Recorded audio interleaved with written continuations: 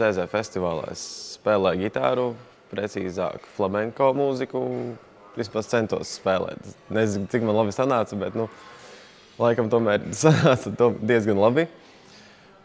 Un jā, pārsvarā es to arī daru, kā spēlēju flamenko mūziku, un nedaudz esmu pievērsies arī meditatīvajai flamenko mūzikai. Īstenībā es biju ļoti, ļoti satraucies, un es par citām sajūtām grūti runāt īstenībā.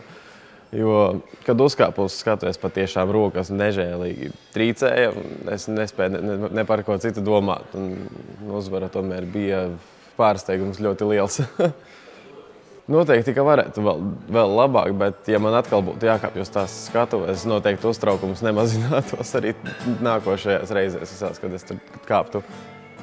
Katru dienu īstenībā, grūti pateikt, tas ir kādas 2 stundas, varbūt kādu dienu tikai dažas minūtes. Jo dažas dienas ir tā, ka tu paņem instrumentu rokās un tu nevari paspēlēt. Vienalga, ko tu dari, tu nevari īsti paspēlēt. Un pašam tā kā nepatīk tas, ka nesanāk, un nākošajā dienā atkal var spēlēt daudz vairāk.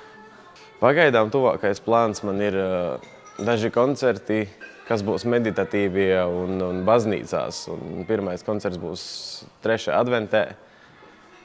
Un tālāk, tad jau redzēs.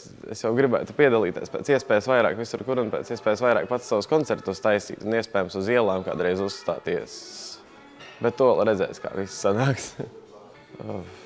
Nē, tagad šī ir manis paša gitāra. Man bija pirmās 2, kas bija pirmā tāda kā dāvana no vecākiem Ziemassvētkos, kas bija pavisam akustiskā gitāra, bet man vajadzēja klasisko, kas pavisam atšķirās īstenībā. Viņi to nesaprata, bet es centos un spēlēju. Un otrā ģitāra man bija no draugiem paņemta, kas arī bija tomēr akustiskā, bet ar neilona stīgām, un to es centos spēlēt. Un beigās tad šo es paņēmu pats savējo nopirkajām. Pagaidām es vēl tikai to prēmiju pamazām tikai tērēju balvās. Un pirmo balvu saņēmu šodien, un tas bija gitāras efektu pedālis.